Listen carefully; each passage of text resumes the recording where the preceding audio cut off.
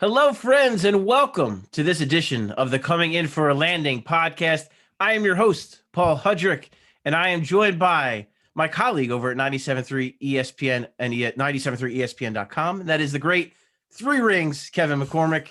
Kevin, thank you so much for coming on, man. I appreciate you.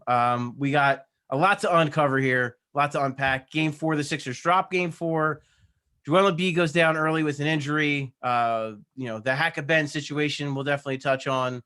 Tyrese Maxey giving them yet again another really nice boost, and kind of we'll look ahead as well to Game 5. But let's start off with Game 4, and we could start with, I feel like you almost have to, with Joel Embiid, because that's all that really matters, if we're being honest. If Joel Embiid is, depending on what happens, as we are recording this podcast, we do not have word on the severity of the injury.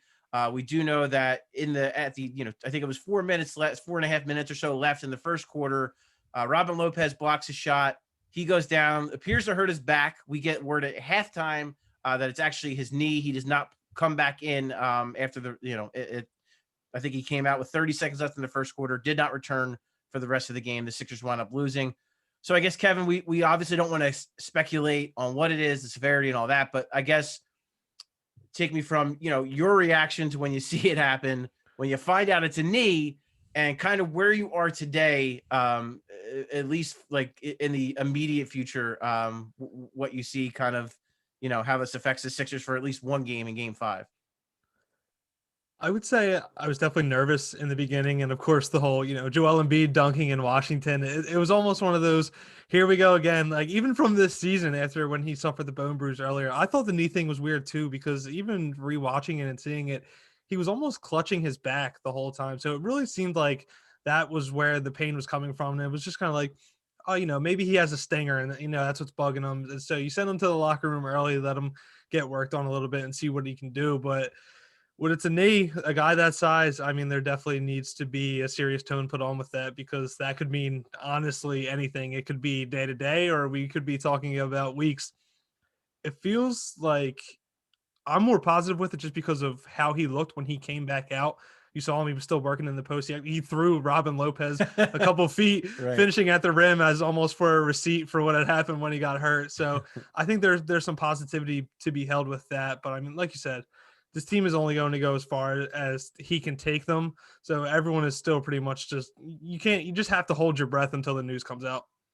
Right. And I tend to agree with you that it was encouraging. He didn't appear to be, clearly grabbing at his back and clearly in some discomfort. But when he was actually playing, it didn't look like it was affecting his movement. It didn't look like it was, it looked like he was still pretty darn effective that he wanted to be. And he played, I said, the injury occurred at like 4:30, I think, left in the first quarter. He plays basically the rest of the first quarter. He didn't come out till there's like 30 seconds left, then goes right back to the locker room under his own power. So these are all positive signs. But to your point, yeah, I mean, not only for any 7-footer, but when you're talking about this 7-footer who's obviously had this history, right knee too, which is, normally the issues have always been the left knee, whether it was, the rookie year, the meniscus tear, the tendonitis.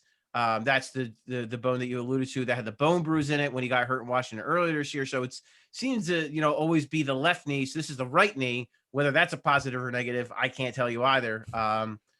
But yeah, I like you said, all you can do is cross your fingers. My part of it, I think the reason why we're waiting so long is, you want to get back to Philadelphia.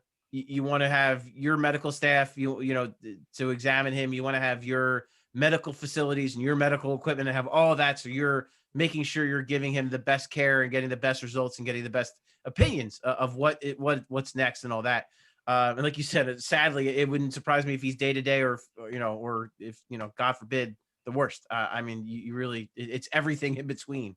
We'll get the injury report at 5:30. So they're going to have to give him something between then and now. We're going to have to hear some kind of news, whether it's that he's out, whether it's that he's, questionable, probable, doubtful, whatever. To me, I would take anything that's not out as a positive, right? I mean, if he's obviously, if he's a go, that's amazing. But even if he's questionable or even doubtful, that's a good thing to me, because that leads me to believe there is a chance he could play, which is better than the alternative for sure. We can get to it in game 5, but I also happen to think that even if he doesn't play, they still have a pretty darn good shot to win game 5. But if they do win game 5, it's going to be largely because they will get a good effort out of Ben Simmons. And that seemed to be the talk of the post game. What was Ben Simmons? Scott Brooks made no qualms about it. He said it before the game that he was planning to do it, that he was going to go to the hack-a-ben. That was going to be something he used. And Scott Brooks was the guy who kind of brought that to the forefront, right? His rookie year, Ben Simmons, that game. And I still attest, Kevin, that was perhaps the worst basketball game I've ever watched. The Sixers go up big. They really run it up. And Scott Brooks, sensing that his team really has no chance to come back, just starts hacking Ben. He takes 29 free throws in that game, goes 15 to 29. The Sixers still win, but it was ugly as sin, just awful. This game, a little bit different. He does it in the first quarter, and I thought it was ironic that he actually makes the first one. That was his first made free throw of the series, is the first time that Brooks fouls him on purpose, misses the second one. Then does it again at the close of the game. Ben goes 3 of 6. I'm curious where you are on the idea of what Doc Rivers talked about, the idea that he splits them, so 3 of 6. So that's technically a point per possession, which in the postseason, in crunch time, isn't terrible. Pretty good to get a point per possession. If you find that that's what you get at the end of a game, the analytics tell you that's pretty darn good.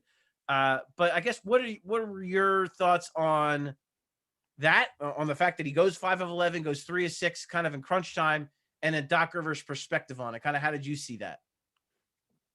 I, for the most part, agree with Doc Rivers. When you look at it and you see, him going and splitting almost every trip, it's kind of hard to say that it essentially neutralized him, because you send a guy there with how poor he was shooting from the free throw line the whole series.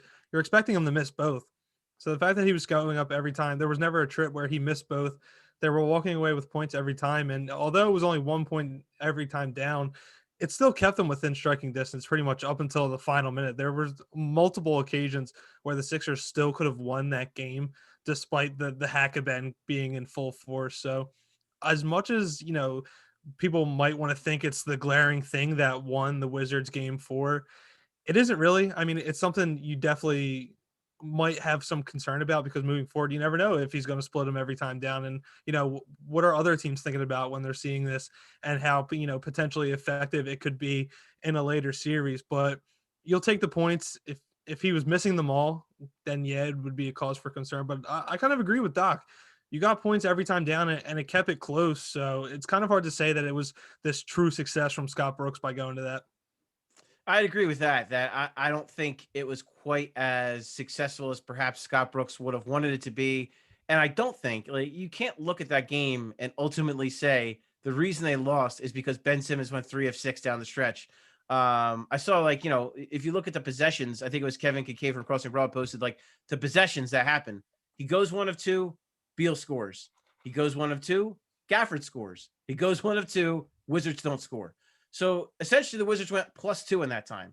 If you get one stop, you played him even, or if Ben hits one free throw, you played him you know what I mean? So I don't think, I get it. The playoffs, every possession matters, every shot I get it. It all matters, but I don't think you blame the game. Like, you can't say that, can't be, to me, your biggest takeaway for why they lost. First and foremost, they didn't have an MVP finalist for the final 3 quarters. That makes a pretty big difference. Tobias Harris, quite frankly, bad. He did not have a good night. He admitted that post game. I think he had like 7 of his shots blocked or something nuts like that. That's just not going to get it done. I thought a couple possessions where he was kind of trying to post up Ish Smith at the 3-point line. It's like, that's not going to work. You need to find your spot. You can't do that. If you're going to take Ish Smith, you got to be in the weight room. You got to take him down low. He finished something like 8 of, I can't remember the final number, Kevin, but it was bad. It was like 8 of 27 or something like that. He really struggled from the field. If he's even okay, the Ben Simmons free throws don't matter. And then if we're going to talk about Ben Simmons, the bigger issue to me was that he was in foul trouble. He gets, he has 3 and he doesn't get to close the half because he's got 3. The Wizards go on a little run. Then he commits his 4th 12 seconds into the second half. And I think that it messed things up on a couple different levels. One, just Ben Simmons couldn't be Ben Simmons. He couldn't be as aggressive as he would like to have been on either end, because he's already got 4 fouls. And without Joel Embiid, he knows how important he is. So he's got to be careful. 2, it sure sounded like to me And you saw it at the end of the game that Ben Simmons was going to get used at the 5. That was something that was going to happen. It happened in the fourth quarter. Perhaps it happened sooner if he's not in foul trouble because it worked. That small ball lineup was the most effective lineup they had in the second half with Ben Simmons playing at the 5 and running around. Maxey and Korkmaz were excellent down the stretch and really gave them a boost, really gave them a spark in that small ball lineup. So my guess would be if we don't see Joel Embiid in game 5, you're going to see some Ben small ball 5. And let's put it out there too, Kevin. I mean, Mike Scott, he's had a bad year. He struggled all season long. So it's not a surprise to see he really struggled.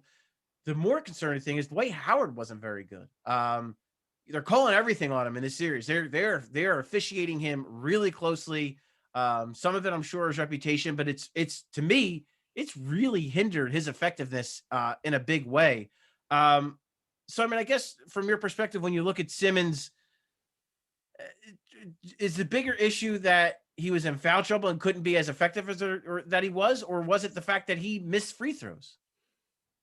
It has to be the foul trouble because, like you said, Ben Simmons, his game, he makes his living on the defensive end. That's where he prides himself. When he looks at the way that he can greatly impact a game, it's on that end of the floor, whether it's disrupting the passing lanes, defending players hard, making life miserable for them.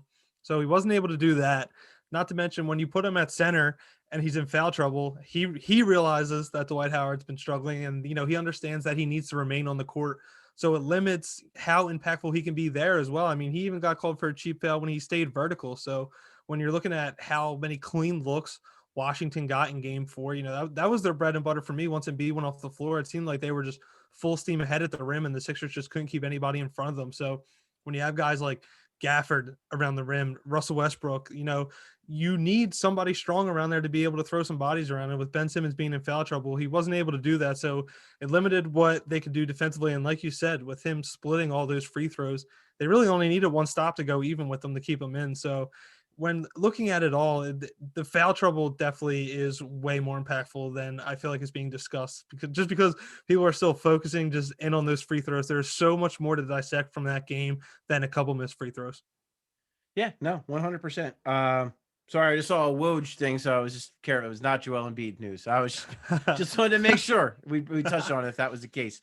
But no, yeah, with and I think too, like when he's in foul trouble, it makes him less effective at the 5 because what he does well in that scenario is he's a great screener and a roller.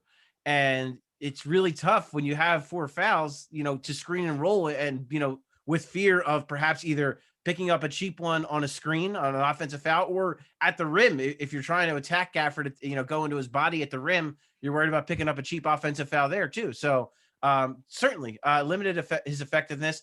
I thought I give Simmons credit for kind of facing the music last night and being kind of contrite about it and saying like, yeah, maybe I was a little bit passive when Joel Embiid left the game. And that quite frankly, he needs to make his free throws. And I think you and I are on the same page, Kevin. Like 5 of 11 is not good. He needs to be better for sure. But at the same time, that is not what turned the tide of this game. That is not the reason they lost. There were ample opportunities to win this game in other areas. They didn't shoot the ball particularly well from 3. I think overall they only shot the ball 41% from the field. So they just didn't have a good night offensively. They really didn't have it. And to your point, I thought that's kind of what bled into the poor defense is the fact that they weren't having good offensive possessions that allowed Washington to get back and run on the other end and get some stuff in transition and create some mismatches there. So I think it was all cyclical. I think it all affected everything. And, I think it's one of those things where you just kind of put it aside. Yeah, Ben Simmons, I'm sure he'll be in the gym. I'm sure he's going to be taking a ton of free throws. I'm sure, him and Sam Cassell are going to be working on it. I'm quite sure about that. We'll see what happens in game 5. And I got to be honest with you, Kevin, watching game 4, I see the impact that Tyrese Maxey has yet again. And I think he is kind of the perfect player for this series because of his speed, because of his energy. He has that big block on Russell Westbrook, gives him a couple shots. He hits, a couple big threes. And let me get your opinion on this because, you can definitely get into your takeaways from Maxey in game 4 and all that as well with this. But if I'm Doc Rivers, if Joel Embiid can't play in game 5, I start Tyrese Maxey. I know that's a little out there. That's maybe a little bit different, but I start Tyrese Maxey and I use Ben as a small ball 5. And I just, because of the energy, that he's played with and the impact he's made, I understand Mike Scott is a bigger player. He gives you a little bit more if he's got to go up against the 5. Tyrese Maxey has arguably been your 6th or 7th best player in this series. Let him play. That's my opinion. I'm just curious what you think. That is an interesting one. And starting to even thinking about it right off the bat, it doesn't even sound that crazy because with Davis Bertans being out for the remainder of the series, And that, Scott Brooks is likely to go small again, especially now with Joel Embiid being up in the air. So maybe this is where, the chess match comes into play. But I agree. Tyrese Maxey's been phenomenal. I've been very skeptical about how much Doc should roll him out just because, this is a team trying to win a title. Title teams typically don't have 19-year-old rookies in their rotation. It's just the thing. It's no discredit to Tyrese Maxey or what he's done. It's just the simple thing of what it is. He's still so young. He's never experienced playoff basketball before. He had no summer league, minimal training camp. He's pretty much learned the NBA game on the fly, but the kid just continues to impress. I don't know, man. He has an incredible head on his shoulders for being so young. And so, I feel like that's what helps him in these moments, especially when you hear him talk. You wouldn't imagine that he's only 19, 20 years old. Between the years, he is far beyond the years of his age. So, with Shake Milton struggling so much, I don't know how you don't roll out Maxey. The moment still has yet to look too big for him, and now just feels like one of those things of play your hot hand until it's not. So, starting them would be a little crazy, especially in the first time the Wells Fargo Center is packed to 100% capacity. yeah, crazy, Kevin. The golden child of Tyrese Maxey gets a playoff start. It would be crazy, but I think there could be some real strong advantages to it. And that's what I'm thinking too, Kevin. That's if you start him, he's going to get a huge applause because that crowd loves him. He's going to get an enormous applause when he's announced in the starting lineup. That's going to carry over into the game. And I just think that's the best.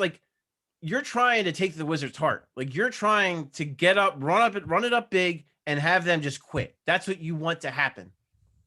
To your point, Scott Brooks is probably going to go small. You're figuring Ish Smith or Neto is going to start in Game 5. Why not? Let's run it. Let's run with it. Let's go with it, and let's see what the kid can do. Worst case, Kevin, if it's bad, I guess to me too, I've seen the Dwight Howard and the Mike Scott movie, and I've seen how they end, and it hasn't ended particularly well in this series. So why not give this a shot? Give it a shot. Try to get out to a good start, and then play from there. And I think the kid's he's earned this opportunity, and it's also too. I think it's worth pointing out it's this series, right? Because Washington is small and they are fast. You need a small, fast player like Maxey to kind of help you out there. When you advance, when you get a little further along, the next round even, Matisse Thybulle might be the guy who plays the bigger role because you need someone that's going to be able to hang with Trae Young.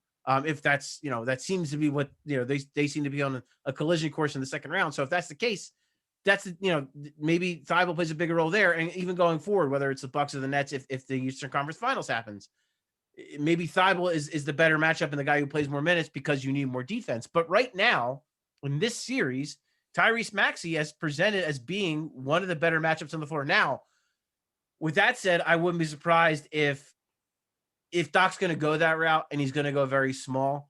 I could see him going George Hill because, listen, George Hill's been pretty darn good this series too. He was very good on Monday night too. I think he had 14 points. He was rock solid. He's been rock solid throughout this entire series. So maybe in that regard, maybe you want to surround Ben with a little bit more shooting. So maybe you go George Hill and go small in that regard. And that I wouldn't be opposed to that. My thing is, I think if you start Mike Scott or you start Dwight Howard, you're starting at this point in this series, you're starting your 9th or 10th best player. I really believe that right now with the way this series has gone. And that's why, to me, I would start either Maxey, and if not Maxey, I would go Hill if you want that experience, because I think then you're playing your best players. You're playing your best players to start the game. You want to step on the Wizards' throats. You don't want to give them a chance. And to me, that's kind of how I would kind of look at that. Looking at Game 5, we're going to look ahead now. We'll see again. We still have no update on Joel Embiid. We'll see what happens there. But what are you expecting out of Game 5, with or without Joel Embiid? How do you kind of see this going? You and I will both be there, by the way, so I'm looking forward to that. So yeah, just curious what your kind of expectations are for Game 5. I think they end it. As crazy as it sounds after how Game 4 went down, although they lost, a lot of things really had to go wrong for them to lose. Like you said at the beginning, Tobias Harris, everyone's focused on Ben Simmons, and not enough people talked about just how ice cold Tobias Harris was in game 4. You lose Joel Embiid.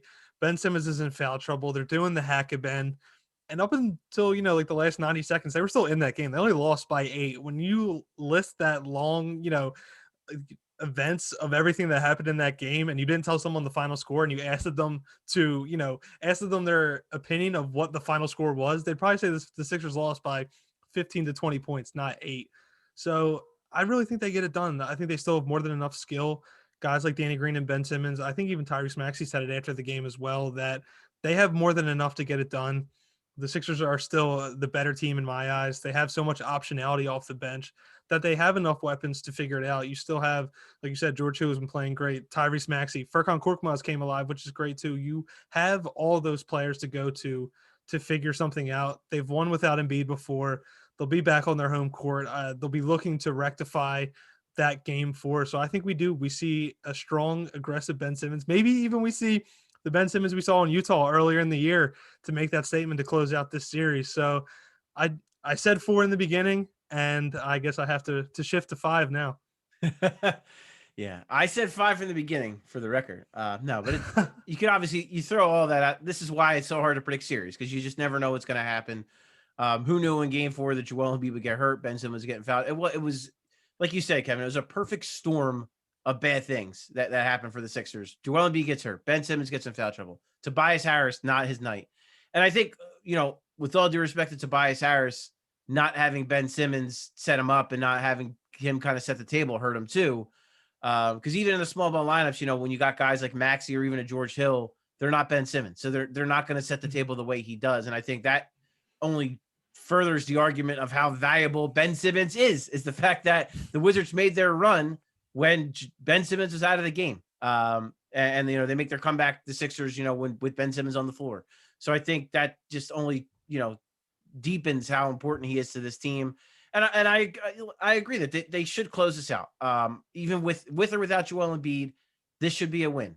They are a flat out better team than the Washington Wizards, even without Joel Embiid. Without Joel Embiid, it's pure domination. Without Joel Embiid, it's still, you are a better team. And I would also too, I anticipate Ben Simmons coming out firing. I think he's going to be really aggressive. He's going to look to end this thing. And I think, I'm glad you brought up too, like a guy like Danny Green, because I think Danny Green's influence has just been so huge on this team.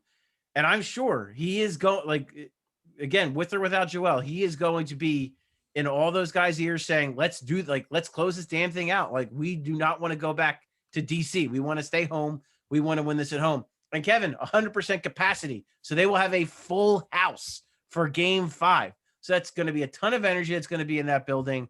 And yeah, to me, I would be awfully surprised if they drop this game. But yeah, that's going to do it for us. Follow Kevin and I for the latest. If we hear about Joel Embiid, we will surely be all over it and be posting on Twitter, anything that we hear that could come up, any other injury news that may arise as well. I want to thank you so much, Kevin, for coming on. And I want to thank everyone for listening to Coming In for a Landing. Please rate, subscribe, comment wherever you get your podcast. I appreciate all you guys so much for listening. We will be back after game 5, and we'll talk to you then.